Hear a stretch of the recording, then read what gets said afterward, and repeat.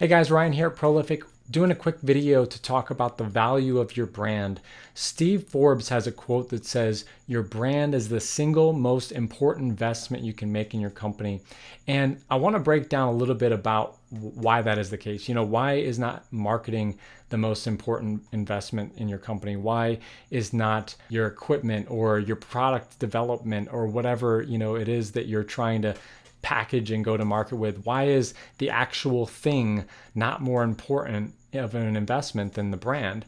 And in actuality, if you look out at the market, there's many brands that actually can succeed despite not having those things at all, or not having the best things in that category, right?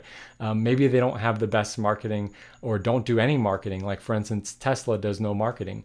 They have a zero marketing budget. Or other companies may not have the best product or service, maybe not the best equipment, the best, the latest and greatest or whatever, but somehow they are the dominant brand. So how does this happen? Well, your brand changes the perception of the people that are the viewers of that brand, the audience that comes into contact with that brand. And a couple examples of this, this is why a name brand medicine like a Tylenol or something like this is why that will be priced at 200% the value, the price of a store off-brand generic version of the same exact thing. And by law, those things have to be the same, but people will buy more and pay more for the one that's name brand, right? Another example is when they did blind taste tests, people actually preferred the taste of a higher dollar wine, even though the blind taste test was actually testing to find out that the wine was the same on either one. But because they thought it was the higher end one, they assumed that was the one that they felt like they liked that one more. And so it actually changes our perception of the world around us. And that's really the power in it, right? Your brand is really, if you think about it, is kind of the opposite of commoditization, right? If everyone is the same and everything is exactly the same as far as the preference I have for one thing or another, there's no reason to pay more for another thing. There's no reason to even think about a choice between two things, because the choice is made. I'm just going to go with whatever is most convenient and make sure that it's the lowest price because it's the same thing, right? So when we can create the perception that we're actually not the same thing, and not only that we would be the preferred option, it creates a ton of value.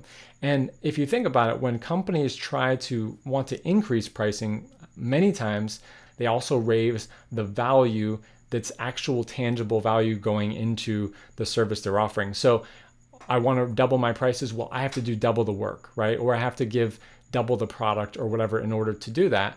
And what people miss is that there are things that you can leverage that actually can scale to everything, and they're one-time fixed things like your brand, right? So if I can raise the value of our company, our brand, our services, our products in the eyes of the consumer or potential team members and hires, if I can raise the value of who we are to them, it's actually delivering them higher value, right? Like the example of the person tasting a higher value wine and believing that that's the better tasting one, even though they just tasted another thing that was exactly the same, right? They believe that it's higher value, therefore it is higher value, right?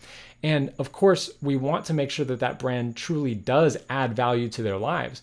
But and this is how this actually works. If you think about it, we choose to do business with the brands that we want to do business with. We identify with these brands. It says something about who we are, right? So if I'm getting medicine for my toddler, it says something about me as a parent, as a dad, as a man, whatever, depending on which I choose, right? And we are faced with these choices and we make them pretty quickly. But the point is that we choose to do business with brands that we can identify with and say, I would like to do business with that brand. And sometimes we can articulate why, other times we can't.